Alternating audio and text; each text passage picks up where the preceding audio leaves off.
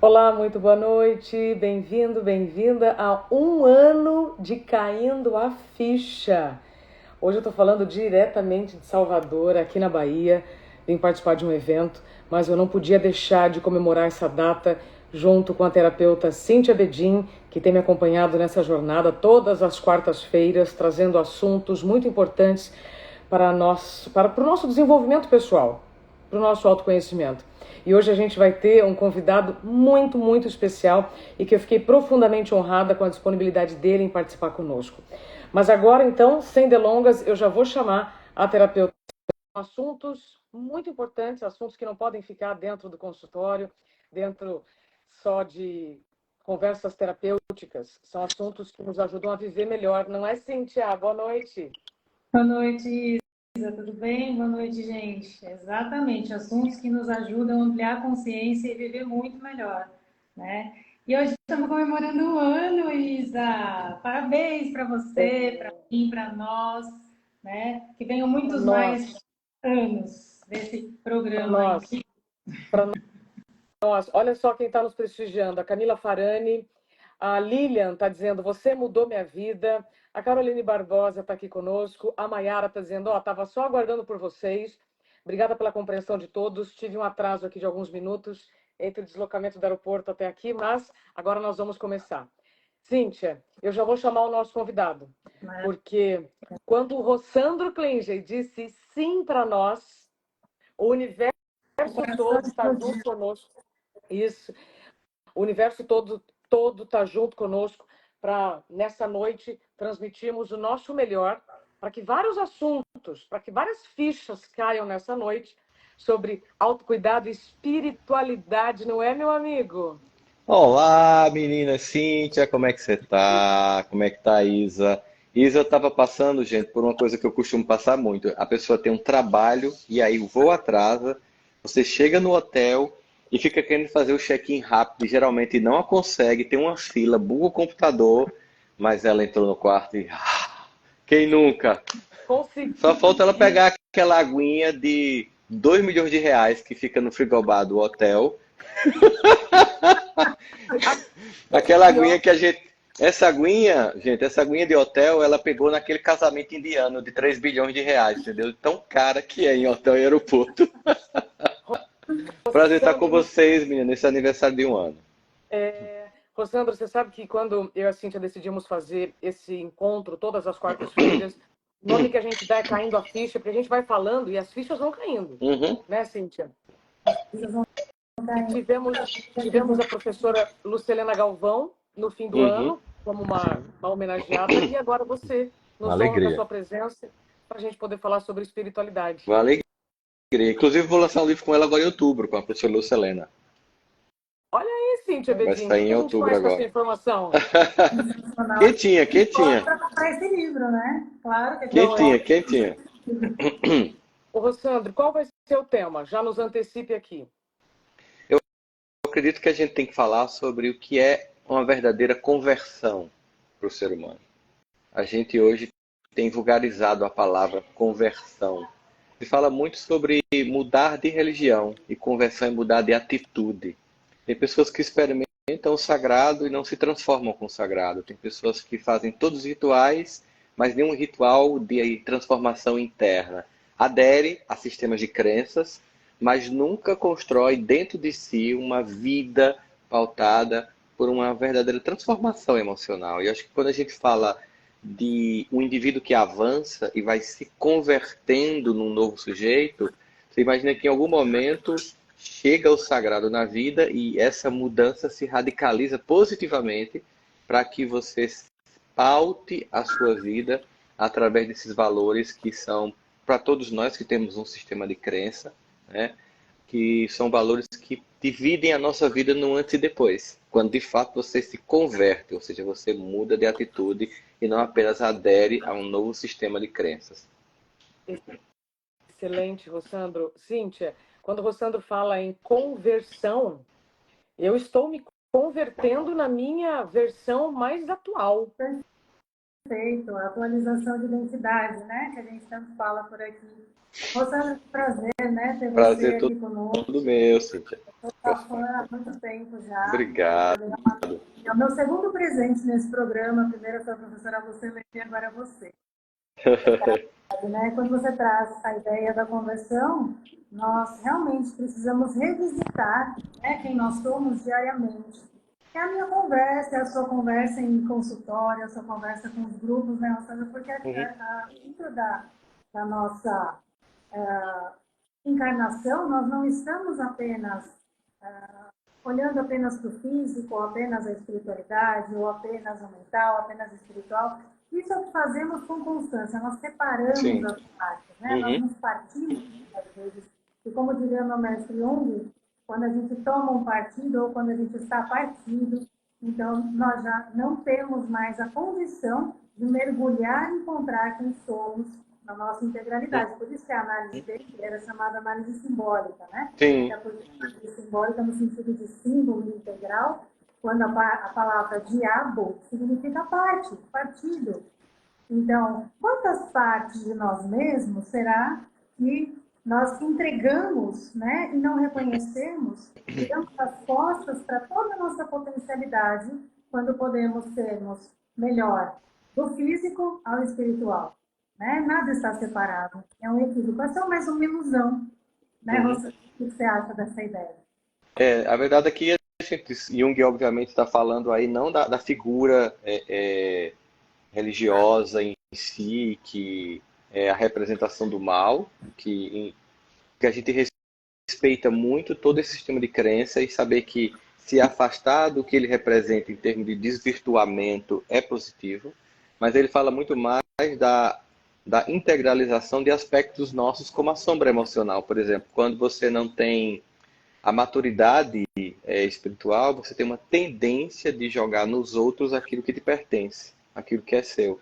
Então, por exemplo, o outro que é narcisista, é o outro que é egoísta, é o outro que é inevoluído, é o outro que é alienado político, é o outro que é um máximo de manobra política. E quando você não aceita que isso te pertence, você não converte isso em luz.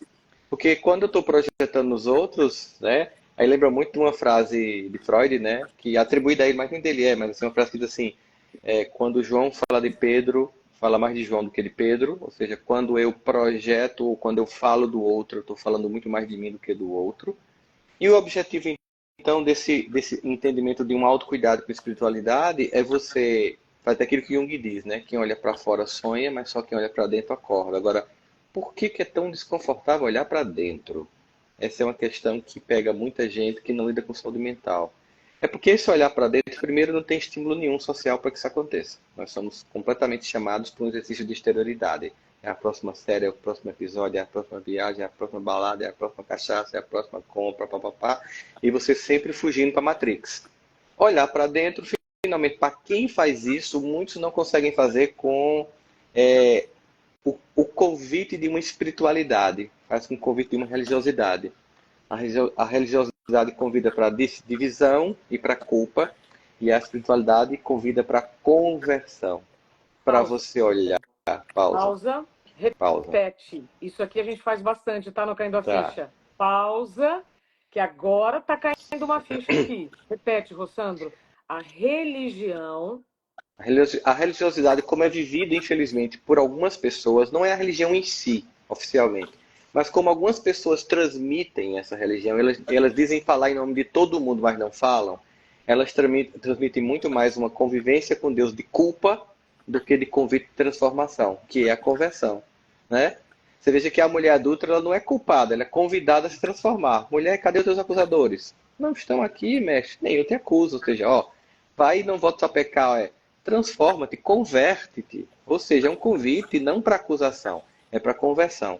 Muita gente vem com esse, digamos, arquétipo da culpa na cabeça, para usar uma linguagem junguiana, de modo que quando eles vão fazer uma visita à interioridade, primeiro não sabem e quando fazem para encontrar as sombras e ao encontrar essas sombras sentem culpa, vergonha, dois sentimentos que baixam a vibração psíquica e espiritual do indivíduo e deixa você preso num circuito de autossabotagem. E aí você chega num ponto em que você chega a uma infeliz conclusão de que, sendo eu quem sou, com tantos defeitos, com tanta culpa, eu não mereço o amor de Deus. Então, as pessoas, eu costumo dizer que as pessoas que não se amam, e você só se ama quando você integra tudo e você acolhe sua sombra para um processo de conversão dela, quem não se ama não sente o amor de Deus. Aí você pode perguntar assim, mas Rossano, tem tanta gente buscando Deus? Sim, muita gente precisa de Deus. Todos precisamos, mas sentir o amor dele é uma coisa que só quem sente por si, a imagem e semelhança de Deus, consegue sentir dele. Porque eu não consigo sentir em mim aquilo que eu acho que eu não me dou e não mereço. Então termina que tem um pai amoroso querendo cuidar de você, querendo te ajudar num processo de transformação, mas você olha como um apontador de dedos acusador, uma espécie de Big Brother olhando para você. Eu vi que você caiu novamente. E não, ok, levanta. Como um pai e uma mãe que está ensinando o filho a andar, imagina assim, caiu. Que coisa feia, menino, você caiu. O que vai acontecer com essa criança? Ela não vai andar, porque ela acha que cair no processo é feio, é pecado, é erro. Mas você vai, filhão, faz parte, vem cá, papai tá aqui, vamos de novo. Esse é o convite de uma transformação. Esse é um convite de autocuidado. Você olhar para você em casa de noite, depois de um dia de trabalho, que você está lá se desenvolvendo emocional, espiritualmente, aí fez um monte de coisa ruim no dia, um monte de coisa que se prometeu não faria mais, mas ninguém muda magicamente, aí chega em casa e faz, caramba, Rossandro, tu não falou que não ia fazer mais isso? Ok, tudo bem. Ninguém muda do dia para a noite. Amanhã você continua com o seu compromisso de buscar uma coerência entre aquilo que você já acredita como valor e aquilo que você pratica. Essa ambivalência que Paulo vai dizer, né? Mas por que que o bem que eu quero fazer e sei não faço, mas o mal que eu não quero mais fazer eu faço? Condicionamento psicológico. Se eu passei a vida inteira colocando essa garrafa d'água do lado esquerdo das lives, e um dia eu resolvi botar do lado direito, eu vou buscar várias vezes no lado esquerdo, porque eu me condicionei a isso. Então, se um movimento desse aqui, simples, leva um tempo para eu assimilar o novo, imagine um comportamento que está enraizado no seu psiquismo, de níveis inconscientes, que você nem sabe quem te deu, por quê ou quem te fez comprar esse comportamento ou esse autoconceito ruim sobre você mesmo, sobre você mesmo. Sandro, isso que você traz sobre a questão do estar próximo de si para estar próximo de Deus, e aí nós estamos falando aqui de espiritualidade, ou, deixa eu refazer, próximo de si para estar próximo da sua espiritualidade. Eu e a Cíntia falamos muito sobre isso no meu processo de recuperação do burnout. Porque à medida, quanto mais eu estava distante de mim, zero autocuidado,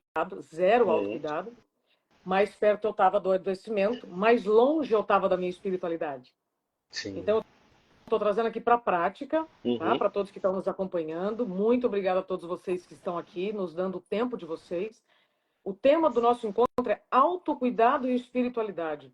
Quanto mais você se inclui na sua vida e se respeita, mais perto você pode estar da espiritualidade. Sim. E eu entendi, Sandra, e aí eu passo para a Cíntia também trazer aqui a visão dela, quando você fala, quando eu busco na religião a solução para os meus dilemas, eu estou me anulando também, eu não tô sendo responsável pelo que eu estou fazendo. Isso é muito perigoso. Não é não, Cíntia? Acredito Quando eu que sim. atribuo a uma religião o que eu preciso fazer? Até porque a ideia de religião, né, é o religar, é a reconexão com o divino, com o sagrado. Mas a gente sabe, onde tem seres humanos, tem muitas vezes disputa por poder e separatismo. Uhum. Então, se a gente for buscar por que eu escolhi Jung, por que ele é meu mestre? Porque como Jung traz a ideia do integral, de a gente unir as partes, né? E fazer um caminho em busca de si mesmo, né? Ele usa isso até como um arquétipo do si mesmo para realmente fazer a jornada aí do herói, porque é um heroísmo olhar para dentro.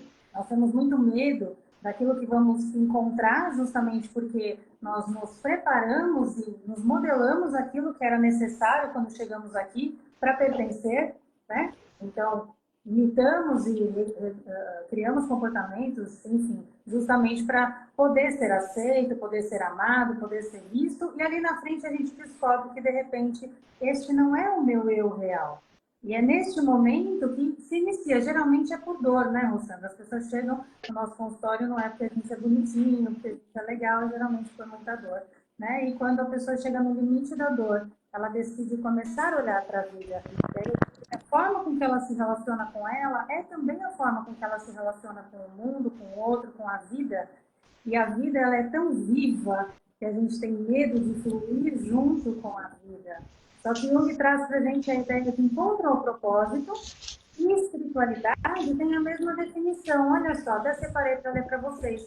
A definição é propensão humana a buscar o significado para a vida por meio de conceitos que transcendem o tangível, a procura de um sentido de conexão com algo maior do que o si próprio.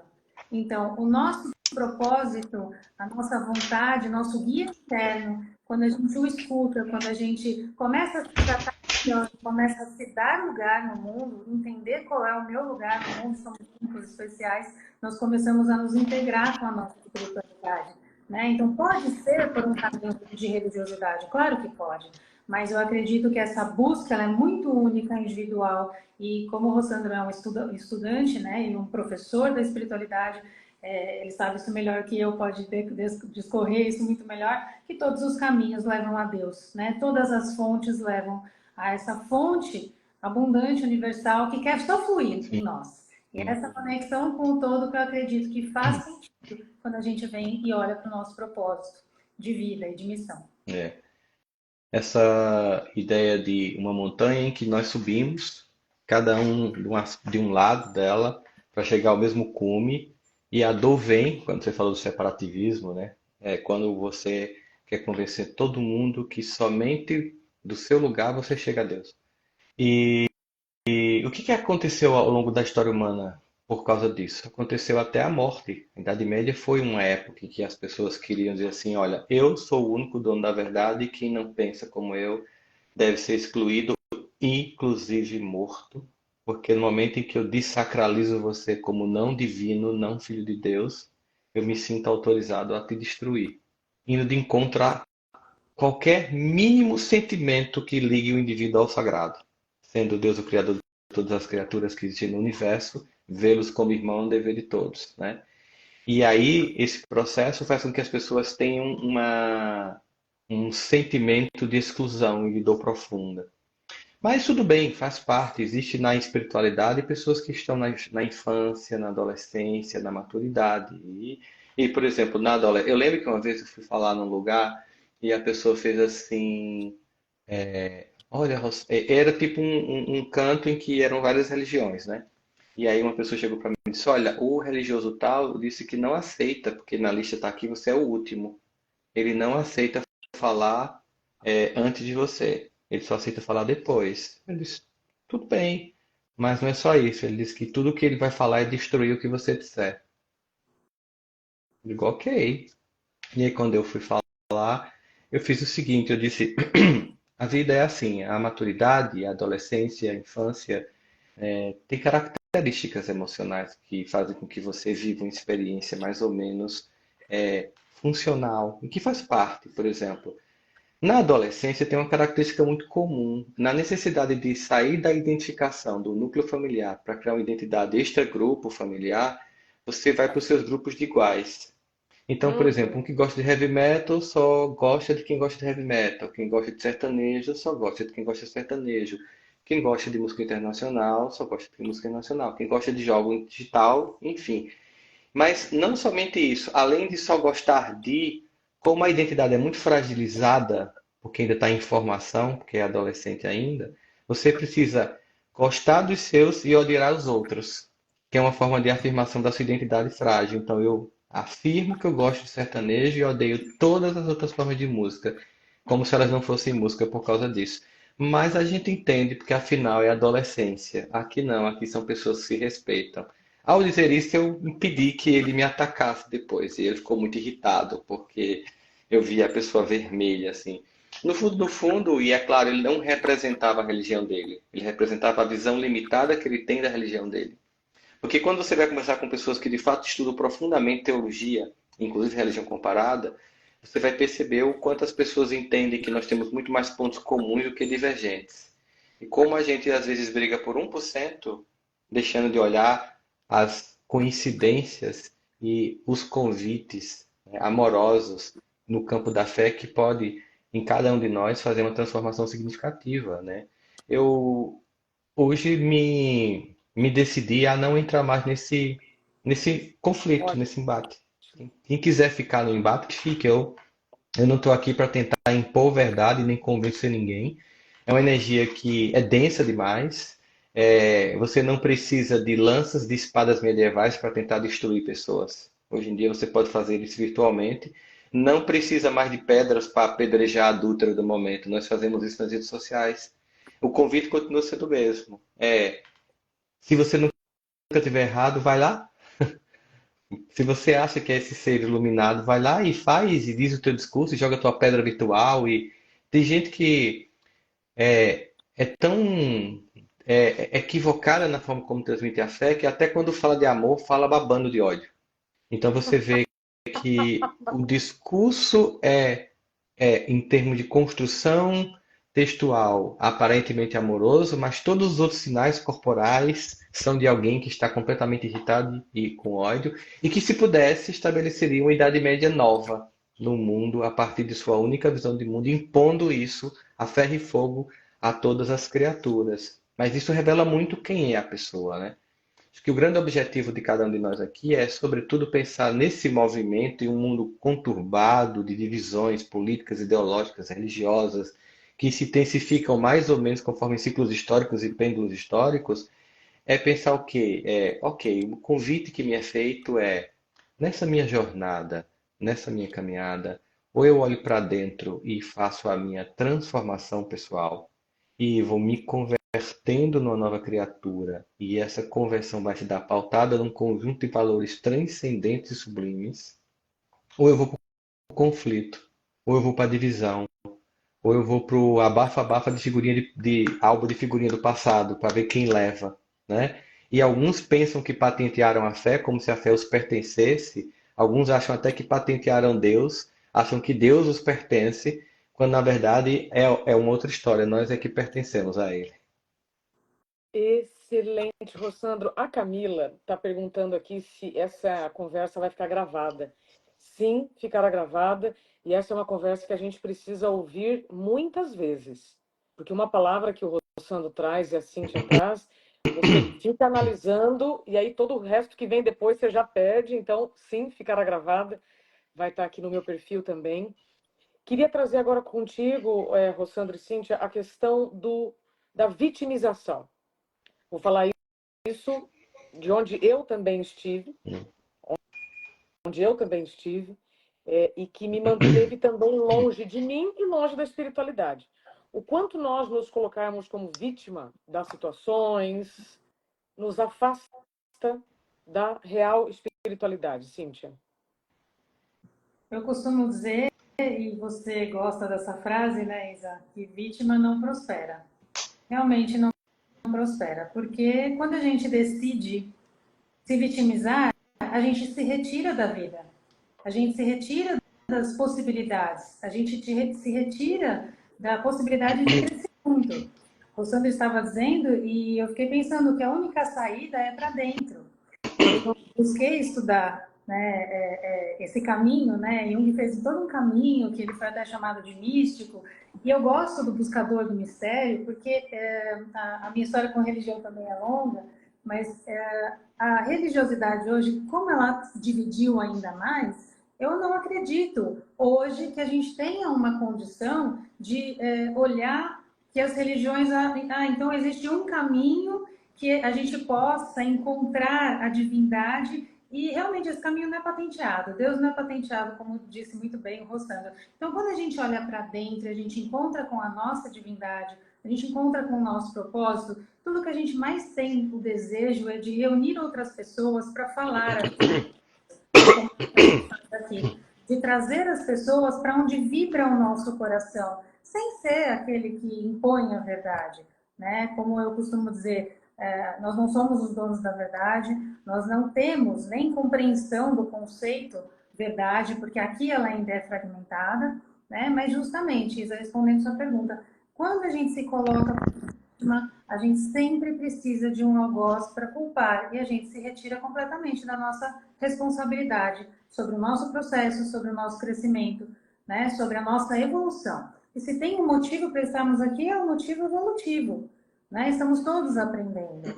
E essa caminhada começa para dentro, né? Então, eu percebo muito isso, né? As pessoas que se vitimizam, geralmente, elas têm uma dificuldade de entender que enquanto elas estão conectadas ao algoz, a vida está correndo e elas estão simplesmente bloqueando o fluxo de vida, de amor, de presença para poder realizar, olhando para aquilo e querendo ainda, cobrando, né? São os cobradores da vida. E nesse lugar a gente não cresce, esse lugar é um lugar de morte, né? Esse lugar é um lugar infértil. Penso assim, Sandra, me corrija se eu Não, estiver claro. errado, por favor. Não, tá certa. Eu acho que quando a gente. Que é o único disclaimer que eu faria, né, nem te corrigindo, é apenas para. Como a gente está no mundo da internet, a gente tem que lembrar que a internet não tem contexto, né? Alguém lá corta esse. É uma coisa que eu acho importante é a gente pensar o seguinte: quando a gente fala de vitimismo, a gente em nenhum momento está querendo dizer que não existem pessoas que estão sendo vitimizadas, que elas não Exato. estão sofrendo injustiças e que elas têm o direito de passar por um momento de dor, de choro, de luto. É como se eu dissesse assim. Eu lembro de uma vez eu estava no consultório, Isabela, aí eu cheguei no consultório, aí chegou uma mulher e ela entrou e muito chorosa.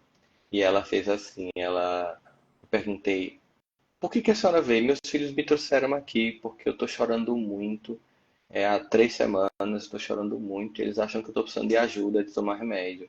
E se aconteceu alguma coisa com a senhora que despertou esse choro, o meu filho morreu de acidente há 3 semanas.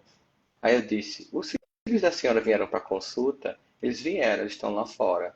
Aí eu liguei para a secretária, falando, por favor, traga 3 cadeiras e os filhos da senhora aqui para consulta. Aí eles entraram, sentaram, eu olhei assim, vocês estão loucos? Vocês querem que uma mãe que perdeu um filho há 3 semanas não chore? Vocês estão trazendo ela como se ela tivesse um transtorno, quando na verdade ela está apenas vendo o luto. Está incomodando, vocês não conseguem nem suportar e acolher a mãe enlutada. Então, assim, na verdade, quando a gente fala de vitimismo, gente, em nenhum momento nenhum momento aqui, né? A gente está querendo, nem eu, nem a Cíntia, nem a Isabela, a gente está querendo dizer que as pessoas não têm um momento de dor. A gente apenas está dizendo que a gente não pode estacionar nesse momento, porque quando a gente estaciona, acontece o que a Cíntia falou. A gente bloqueia, ou seja, por maior que seja a madrugada, os raios do sol voltam a brilhar. Mas se eu estiver encastelado na minha dor, a madrugada permanece para além do tempo necessário.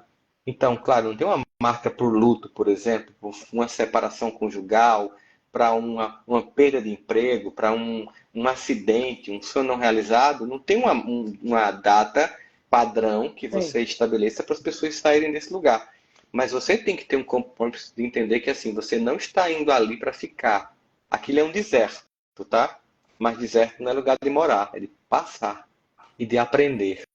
Porque o que acontece quando eu fico no vitimismo, ou seja, entendendo o vitimismo como alguém que estaciona na dor, é que eu não aprendo com o caráter pedagógico da vida. E por isso eu vou repetir a dor, porque não aprendi com ela.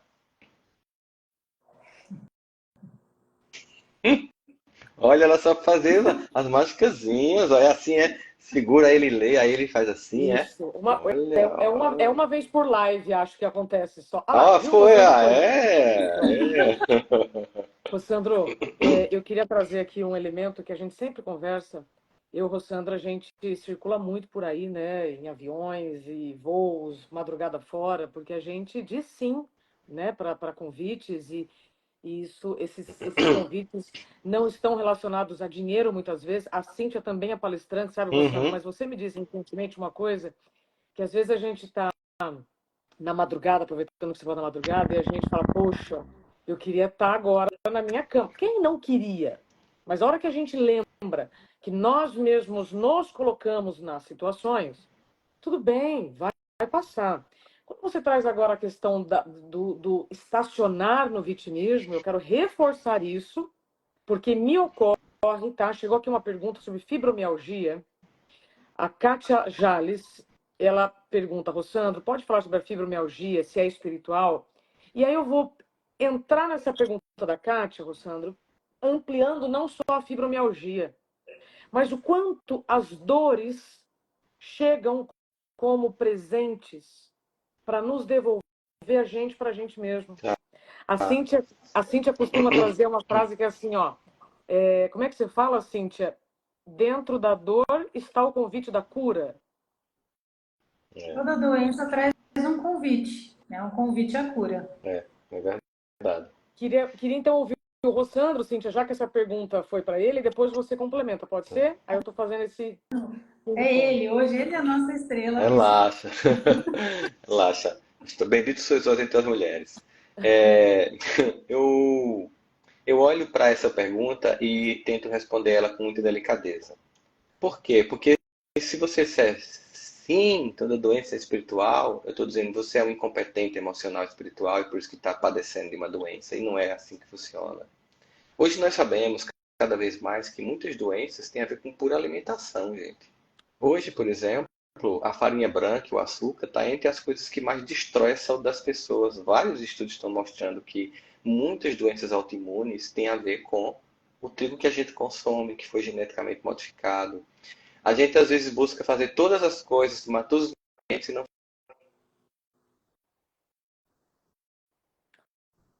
Rossandro, ficou mudo. comecei a fazer. É porque alguém ligou para mim, gente, aí deu uma Ah, travada. pronto. A gente faz várias coisas, assim, no sentido de mudar a nossa, de querer ter saúde, mas não faz coisas básicas. Por exemplo, se você olhar um vídeo meu de 5 anos atrás, parecia que eu tinha 10 anos a mais. Eu, eu posso depois até mandar para vocês, para você ver. Eu olho o vídeo, tem gente que acha que fiz harmonização facial. Na verdade, não fiz. Tem gente que jura que eu fiz harmonização. Nada contra, no dia que precisar eu faço sem problema. Mas não foi o que aconteceu. O que eu fiz foi uma profunda mudança alimentar e uma mudança no sentido de viver com atividade física. O que foi que aconteceu? Quando eu voltei para o médico 5 anos depois, ele disse, Rossandro, teus exames que você tem de 5 anos atrás e os de hoje é como se você tivesse voltado 15 anos. Então, na verdade, o que aconteceu? Eu tive coragem de entender que é gostoso comer coisa doce, mas me mata. Adoro comer um pãozinho branco, mas ele me intoxica e me adoece. E então eu tenho que fazer algumas escolhas. Dito isso, significa dizer que muitas vezes é um convite para você redefinir a forma como você está no mundo. Exato. Alimentação. Porque veja só, remédio remédio, a pílula é um medicamento? É. Jejum é medicamento, né? Hidratação é medicamento, sono é medicamento, alimentação saudável é medicamento, silêncio é medicamento, curadoria emocional de conteúdos é medicamento, estar gente perto de pessoas que te amam e que te fazem se desenvolver é medicamento, e a gente quer só uma coisa de cura. Além do que, tem esse componente aí que você falou. Às vezes a doença é um convite mesmo a você, opa, ó. Tem gente que às vezes a doença evita a morte. Por exemplo, sabe? Opa! Você tem um diabetes. Aí você tem que controlar, porque senão você morre. E por causa daquilo, você começa a ter uma vida melhor do que antes. Eu tenho alguns amigos endocrinologistas que chegaram até a dizer assim, você não sabe porque eu percebo que meus pacientes diabéticos eles começam a ficar mais jovens? Porque tira o açúcar, gente. É só isso. E aí o que Desinflama. acontece? Desinflama. E aí também tem que controlar o trigo, porque trigo vira açúcar depois. Aí vai desinflamando e a pessoa percebe que no fundo aquela doença gerou um controle que ela não teria só. Mas se a minha alma chega à conclusão de que, ok, eu entendi a lição, eu vou fazer isso sem precisar da doença, ela perde a função e ela deixa de existir. Por isso que você vê casos que a pessoa, poxa, como assim se curou? Né? Porque você tomou a iniciativa, né, de fazer isso. Eu vou contar para vocês uma história muito curiosa que aconteceu, me permitam, porque ela é muito bonita, né? Eu tinha um colega, a gente fez científico junto, e ao dizer científico eu já revelei minha idade, né? É bem isso. Que eu já ensino médio, mas eu acho que o público que nos assiste todinho é científico aqui, pelas carinhas aqui que eu tô vendo, é um público científico. E ele fez medicina e eu fiz psicologia. Aí a gente se encontrou e disse, Sandro, você é uma pessoa muito espiritualizada, me ajuda, aconteceu uma coisa estranha, eu estou muito perturbado. Que foi? Eu tinha uma paciente de 20 e poucos anos, com 5 filhos no interior, e ela veio fazer um exame comigo, e ela estava com um câncer no colo do útero avassalador e muito avançado.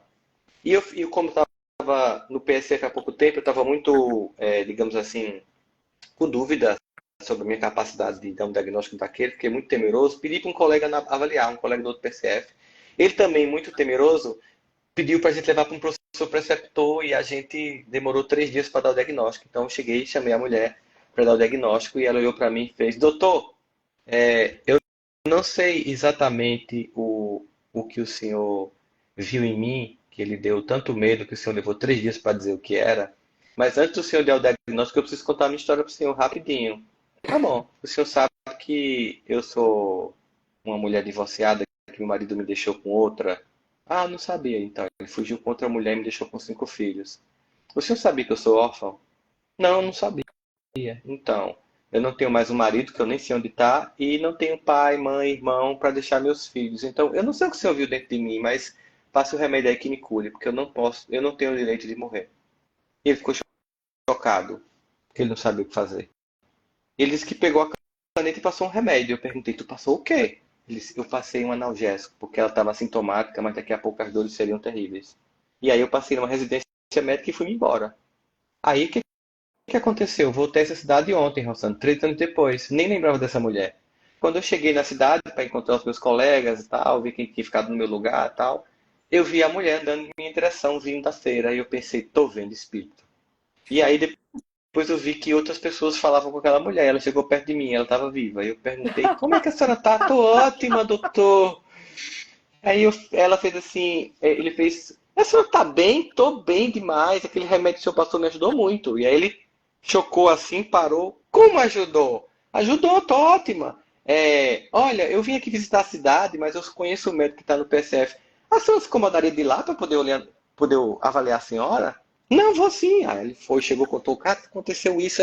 Até eu quero ver. Aí chegou os 2 metros lá, chegou a mulher, foi fazer um espéculo assim. Quando eu fiz olhei o colo do útero dela, era como de uma mulher virgem. Nunca tinha tido um relacionamento sexual sequer, que dirá 5 filhos. E eu perguntei, o que foi que a senhora fez?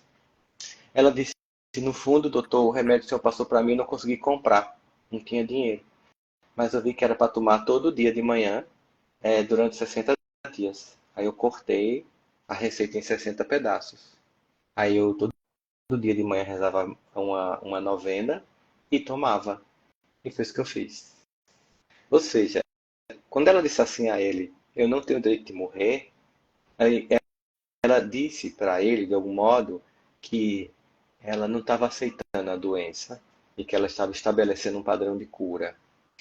Ouvir essa história não deve impactar você no sentido de dizer eu não tenho a fé dessa mulher. Não, não é isso. Não é sobre se comparar com os outros. O caminho do outro é um caminho e o seu é o seu caminho. Mas é tentar entender o seu ponto de o que diz essa doença para mim, o que eu tenho que aprender com ela, porque eu não preciso fazer a prova toda. Sabe quando você chega assim, professor, tem a prova. Não, mas eu posso fazer uma prova oral? Tá bom. Fazer uma pergunta bem difícil, você responde, então tá dispensado da prova. É como se fosse assim, sabe, a vida convidando a gente a manifestar a nossa capacidade de dizer, né, eu aceito essa cura.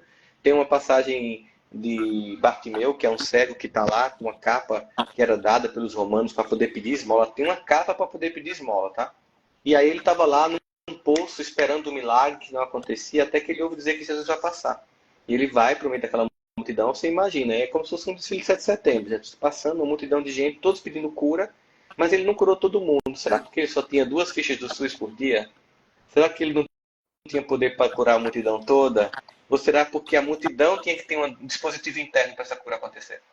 Disponibilidade. Exatamente. E aí ele vai nesse processo e ele começa a gritar. Ele começa a usar os recursos que ele tinha. Cego, ele começa a gritar, Jesus, filho de Davi, Jesus, me escute. Até que Jesus para, tá? Uma multidão tocando nele, pedindo cura, mas ele para porque alguém tomou iniciativa de sair da condição de vítima, de ficar lá no poço esperando que a cura venha e vai em busca da cura. Percebe o movimento que o cara fez, que o Bartimeu fez? Ele vai em busca finalmente de um outro de uma cura. E ele chega lá, tem um monte de gente pedindo às vezes a mesma coisa, mas nem todo mundo está disponível internamente para viver essa experiência. Eita, que E aí caiu quando agora assim, uma ficha pô, que parece um sino. ele larga a capa, porque aquela capa certamente o primeiro necessitado pegou, porque era como se fosse, agora eu posso pedir esmola, que não podia, tinha que ter aquela capa. E ele não olhou para trás. Era um caminho sem volta. A cura é um caminho sem volta. A redenção é um caminho sem volta. A conversão é um caminho sem volta. A iluminação interior é um caminho sem volta. Você não consegue ser a mesma pessoa, não consegue ter os mesmos comportamentos, nem conviver com as mesmas pessoas. Porque você agora finalmente se converteu a uma nova criatura. Sensacional. Ô, Cíntia, a Ana Elisa fala assim, caí de paraquedas na live, tô amando. Rossandro, o que tem de gente que fala isso para nós, e aí eu vou dizer para você, Ana Elisa, o seguinte, frequência. Você não caiu de paraquedas, não. A sua frequência nos atraiu, e que bom que a gente está com essa Frequência condição. vibratória, viu, gente? Não é frequência de live na internet, não. Que eu fiquei na dúvida. Agora eu entendi. Sandro, quando o ouvido está pronto, a mensagem chega. Chega. Então, você imagina que quantos conteúdos estão rolando por aí, aí a pessoa fala, opa, deixa eu ver, né, o que esse trio está falando. Cíntia, a gente tem 13 minutos para encerrar e chegou uma pergunta aqui no privado e que cai exatamente nesse exemplo que o Rossandro está dizendo. Todo mundo diz que quer, mas são poucos que se colocam, né, disponíveis. Posso trazer a pergunta desse rapaz para vocês? Claro, por favor. Eu não consigo compartilhar, mas Tá. é o Glauber Monteiro. Escuta essa pergunta, que fantástica. Como descobrir a medida entre batalhar para conquistar e desistir para se preservar? Glauber Monteiro, obrigado. Eu vou até dar um print aqui para não perder. Pronto. Como descobrir a medida entre batalhar para conquistar e desistir para se preservar? Que horas que eu descubro quando é meu limite, Cíntia? Ótima pergunta. Eu vou só voltar um pouquinho, porque eu vou precisar colocar essa. Né, o Rossandro, ele desperta na gente uma vontade de ficar horas e horas ouvindo, né, sobre a espiritualidade, porque ele realmente nos eleva, né? E sobre essa paciente, percebam, quando ela olhou para os filhos são o grande motivador, né? Quando olha para os filhos, olha para a vida e olha para a doença, aquela doença ela fica tão pequenininha que não é o tamanho da fé, mas é o acionamento da fé. É o momento em que ela decide acionar essa fé. Engatilhou. E todos nós temos, né? Só que nós não acreditamos que nós temos essa força. E é sobre isso, essa autodescoberta, esse mergulho interno, esse poder se acessar Deus em mim, acessar essa centelha, né? Todos nós temos esse potencial, mas muitas vezes a gente descobre quando se aproxima da morte, né? Porque a morte nos faz querer olhar de volta para a vida.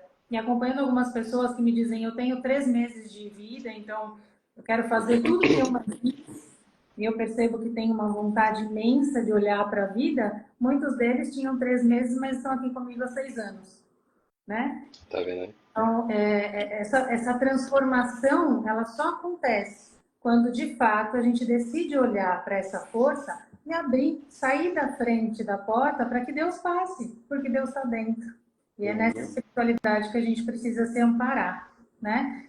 Voltando lá, qual foi mesmo a pergunta? O limite Entre continuar batalhando e desistir para se preservar, ou seja, quando é a hora de parar diante de um sonho, de uma situação que por mais que você queira, já está fora do ritmo, já está fora da saúde. Então, se a saúde está desconvidando, né, eu acredito que sim, nós temos que seguir o nosso coração, e o nosso coração é o nosso grande guia, né? Eu digo, se o seu coração disse sim, vamos alinhar mente e coração, né? Alinhar aquilo que realmente faz sentido para você, e alinhando esses veículos a gente consegue trilhar um caminho, construir até onde precisamos chegar. Mas quando eu entendo o meu motivo pelo qual eu estou trilhando esse caminho, tudo fica mais claro e tudo fica mais aceitável. Por exemplo, será que o movimento é um movimento do ego que quer realizar aquele sonho por uma questão da infância, por uma questão do que a minha família acredita, do que eu acredito? Quem foi que me ajudou a desenvolver esse sonho? Quem dentro de mim está buscando? Aliás, eu estou colocando como um sonho porque entendi isso na pergunta. Pode não ser, Uhum. né? Pode ser só um desejo. Mas, de qualquer forma, a saúde começa a chamar, se a saúde física começou a chamar, é o último corpo a ser atingido. Né? Já atingiu o mental, já comprometeu o emocional, já comprometeu o energético, então a sua saúde começa a te chamar de volta para o caminho. Eu digo, quando nós estamos no caminho e a saúde começa a reclamar, parece que Perfeito, tem que empurrar a gente de volta para o lugar de onde a gente não deveria ter saído, não é mesmo?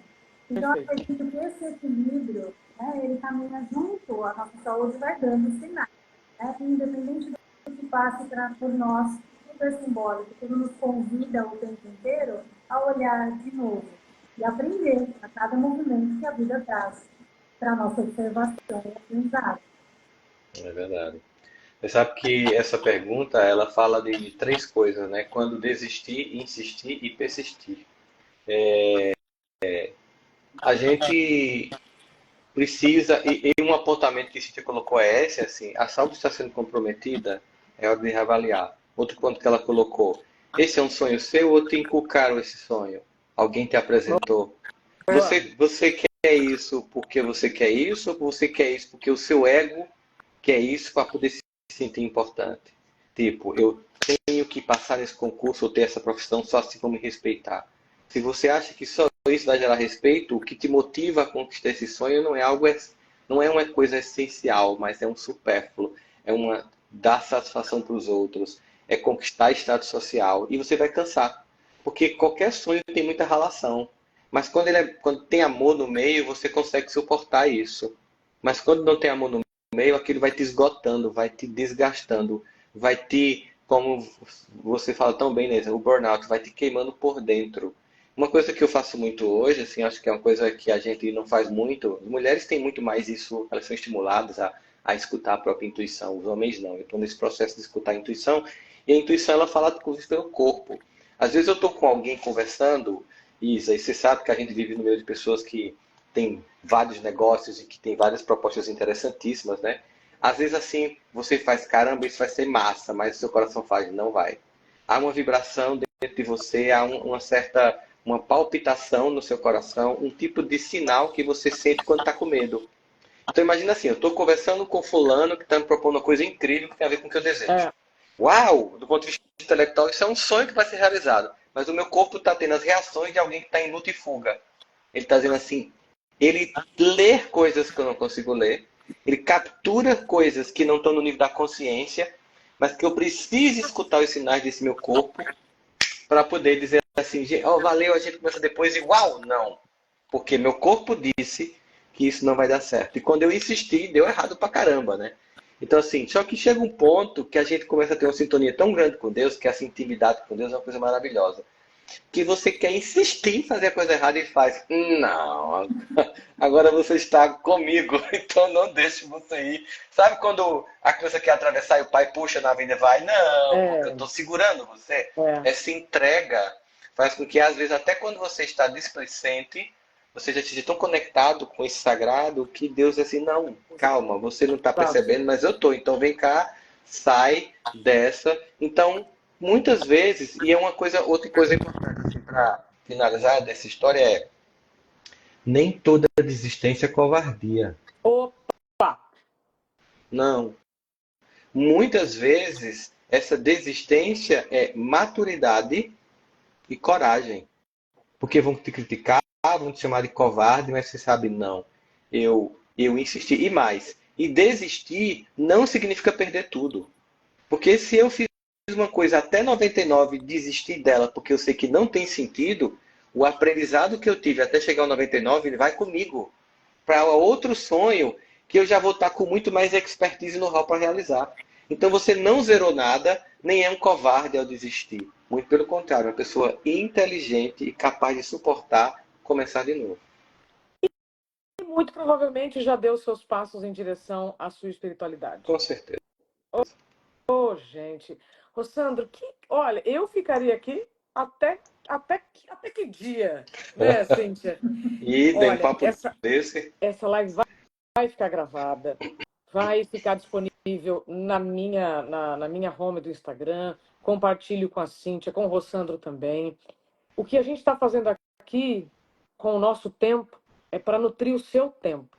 Eu, Rossandro e Cíntia, estamos trocando aqui ideia nessa comemoração de 1 ano do Caindo a Ficha, para que você ouça essas palavras e tente praticá-las. A gente hoje precisa se comunicar conosco. Não é falta de informação, é falta de comunicação. E o autocuidado mais simples, que é aquele que a gente abre mão, como já foi dito aqui, que é o dormir, o se higienizar e se alimentar, perceba se você não está se esquivando ou ignorando coisas tão simples. Mas são essas que vão me aproximar da espiritualidade, porque se você não estiver se respeitando como o mais básico, a espiritualidade não tem nem espaço para entrar, né? Nenhuma frestinha para entrar. Passo então a palavra para você finalizar, Cíntia, e depois eu passo para o Rossandro, tá? Com uma mensagem aqui final desse nosso encontro. Obrigada. Perfeito. Bom, gente, esse encontro aqui encheu meu coração, né? Eu acho que é desses momentos que a gente realmente se alimenta. Então, o convite é do que a gente está alimentando a nossa alma, né? Quais são as nossas escolhas que nutrem nosso eu mais profundo, que faz com que a gente tenha ânimo e vontade e disposição de seguir adiante e de continuar essa construção, que cada um de nós está em construção constante. Né? Então, só gratidão pelo Rossandro ter aceitado. Há 1 ano atrás, nós iniciamos falando, era o Dia Mundial da Caridade, foi com esse Que interessante. que nós fizemos, né? O dia da estreia. Então, falamos sobre a caridade, que nós doamos, né? Geralmente, doar um prato de comida é muito fácil, mas quando a gente doa aquilo que é valoroso, no sentido de valor interno, né? O nosso tempo, a nossa busca, né? Compartilhando, porque nós transbordamos isso. Então, a gente sente toda semana, eu e a Isa, que estamos no caminho certo. Essa é a nossa pequenina contribuição, né? E a gente encontra pessoas incríveis pelo caminho, de forma correntes do bem, que são sensacionais. Te agradeço do fundo da minha alma, Rossandra, eu sou sua fã. E manda um beijo para a Teca, que é a minha sogra. Cada encontro da fraternidade que ela vai contigo, ela tira uma foto e me manda. Um beijo, Teca. Um beijo no coração. Depois vocês me explicam quem é a Teca. É a sogra, né? Minha sogra. Gratidão, Rossandra. Bom, primeiro, uma sugestão para vocês duas, pela grandeza que vocês estão fazendo aqui. É muito difícil depois achar as antigas lives no Instagram. E coloca no canal do YouTube das duas. Estão na minha. Já tá, né? Pronto. Que é fácil de achar. Então, vai lá no canal. Como é o teu canal, Cíntia? Meu canal, na bio aqui do Instagram, você me encontra. Beijinho Caminho da Consciência. Isso. Daí você vai ver as lives. Caminho da Consciência. Porque aí você consegue ver na Smart TV, chamar as pessoas, e ver, muito importante. Que bom isso. E aí outra coisa primeiro, agradecer a vocês o convite, né? Eu não te conheço, Cíntia, mas eu conheço Isa e sei que só Isa se aproxima de pessoas como ela, então já está no meu coração. Que Deus te abençoe, te ilumine nessa caminhada, nessa jornada. Abençoe as duas. Eu acho que no momento que nós estamos, pela seriedade do momento que nós nos encontramos, qualquer um que se dispõe a ser um instrumento de Deus para levar lucidez, para levar saúde em palavras, né? Para emanar vibrações positivas e para levar caminhos de esperança, de certa forma, um remédio para outras almas. O evangelho mais próximo que as pessoas têm acesso somos nós mesmos. E é uma frase que é atribuída a Francisco de Assis, mas não é dele. Mas não é porque não é dele que não é cheia de sentido, né? Evangelizar sempre, quando necessário usar palavras. Nós aqui estamos usando palavras, mas quem convive com a gente sabe que a gente procura viver aquilo que a gente fala, que é essa coerência psicológica.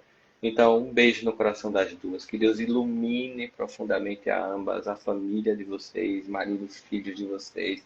a sogra, o sogro, a sobrinha, Pronto. e para todas essas pessoas lindas que estão aqui usufruindo desse banquete espiritual, que nós estamos aqui não fornecendo para vocês, mas sendo instrumentos para que chegue até vocês, porque isso só pode vir de Deus, nunca vem de nós. Que Exato. vocês também sejam abençoados, que a família de vocês também seja abençoada e que essas palavras aqui toque a alma de vocês, estimule a vocês, como Bartimeu, aceitar a cura, sair da zona de vitimismo e buscar um Deus que te ama e que está disposto a transformar radicalmente a tua vida, te convertendo não a uma religião, mas a Ele, o Pai de todos nós. Perfeito, meu amigo. Muito obrigada. Antes de finalizar, quero dizer aqui para um rapaz que está escrevendo, chamado Dom Rena, que quer participar da BRH amanhã, da abertura. Eu estou aqui em Salvador, né? Amanhã tem a abertura do congresso aqui da Bahia. Chega lá então, Dom Rena, te notei, estou vendo aqui a sua participação, que aí você vai participar do congresso então comigo amanhã, tá? Cíntia, obrigada mais uma vez, Rossandro. Até breve. Para Beijo. todos Beijo, vocês, Cíntia. boa noite, Beijo, bom Isa. descanso. Tchau, gente. Tchau, tchau.